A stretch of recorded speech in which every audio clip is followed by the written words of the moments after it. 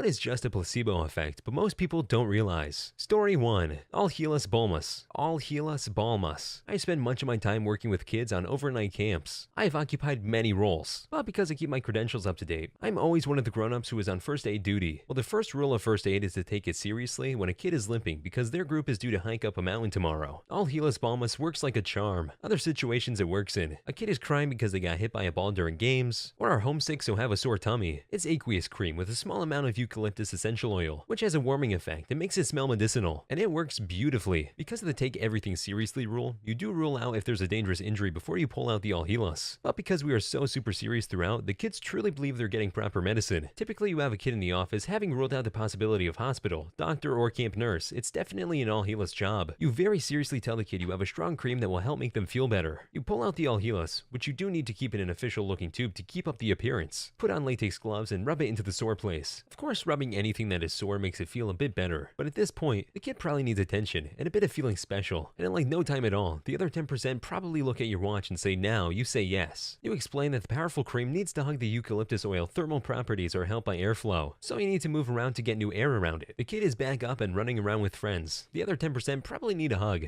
Story 2. Man, I once had pounds of toxic sludge in me. Didn't poop for a week, finally got frustrated and bought a bottle of magnesium citrate. Chugged the whole thing down and started the waiting game. It gave me some serious bubble gut. That really made my insides go from stagnant to a gentle simmer to a full-on boil in maybe half an hour. And it just didn't stop for hours. I knew relief was only a matter of time away. But you see, I'm not very smart. The bottle said allow 6 to 12 hours. I took it at 7 a.m. on a Sunday, figuring I could inconsequentially spend my day on the toilet.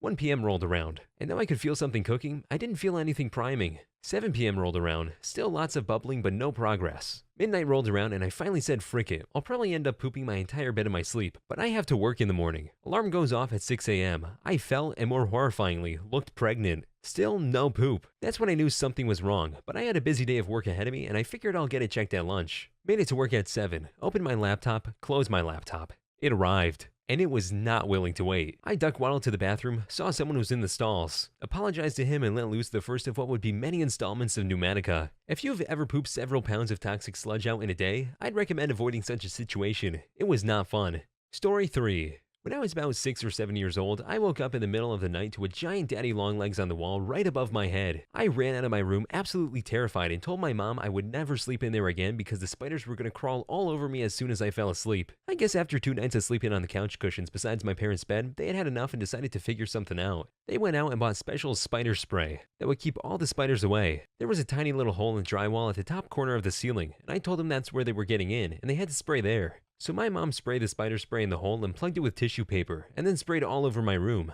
I remember it smelled really sweet, and my mom said it was because spiders hate sweets. Then after I was satisfied with the level of spider protection, my mom put the can under the sink in my bathroom and it was long forgotten about. Fast forward 12 years later, I've moved out and my parents were redoing the bathroom. They asked me to come over and grab any stuff I still wanted. I was rummaging through and I pulled out an air freshener can with little holographic Halloween spiders all over it. My mom starts laughing and tells I was completely fooled by spider spray. Wasn't even convincing at all, but it totally did the job, lol. Just made me realize how gullible kids can be. Story 4. Juice cleanses. First of all, you aren't cleansing anything. Additionally, of course you're going to feel better after not eating for a weekend. Drinking sugar water doesn't do your body any favors either. But it's been 3 days since your body has gotten much needed calories. Eating anything is going to make you feel amazing after that nonsense. Any sort of cleanse, you do not need to detoxify your body. Your kidneys and liver do a great job of that. If you really had so many toxins in your body, you would be deathly ill and in need of hospitalization. You do not have 2 to 10 pounds of toxic sludge chilling in your intestines making you sick. You probably do have a few pounds of food at various stages of digestion, but this is normal and healthy.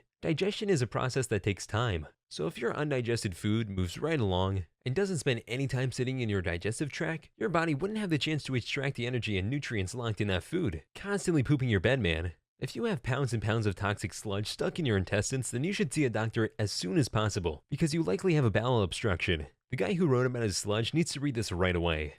Story 5. Herbalife and similar products. The people I know who talk about how great it is don't understand the real reason they're losing weight and feeling much better is because they completely change their diets and eating habits. If you're replacing an unhealthy meal with what you're really doing is cutting out calories. This is what's making you lose weight, not any magic stuff in those shakes. My mom likes to talk about a weight loss cream she saw in the 70s. where you would put it on an area you want to lose fat from, belly, thighs, wherever. Then to activate the cream, you go for a 5-mile run. Edit. This one comment now has more karma than my previous 4 years combined. Thanks, Mom. Lamau.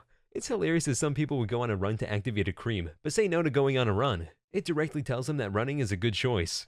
Story 6. Worked at a camp. The infirmary would give campers homesickness medicine. Pretty much Gatorade and sugar. That stuff worked wonders. Some parents blew up and thought we were lying and brainwashing kids so they got rid of it. I can see exactly how this goes down. Parents. I can't believe you would give my children medicine without my permission. Camp.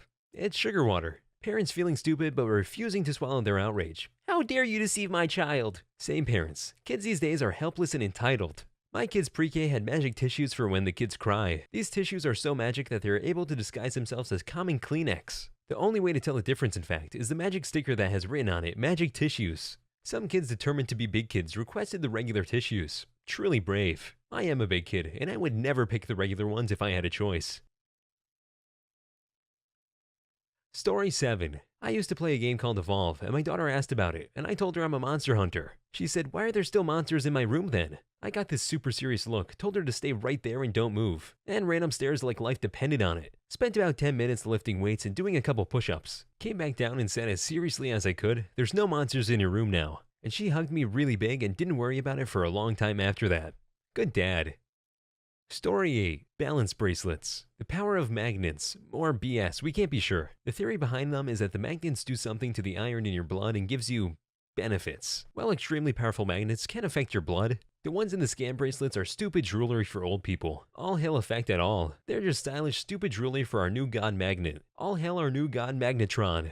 Story 9. I'm not a big audio geek, but I have been sitting in and assisting with running sound at my local church. I'm learning a lot. One of the guys who knows a ton about soundboards was telling me that the band members are notorious for complaining about imaginary things. When this happens, he grabs an unactivated knob on the soundboard and stares at the guy in the eyes as he moves the knob. 95% of the time, when he asks if it's better, they will say yes and won't complain about it again.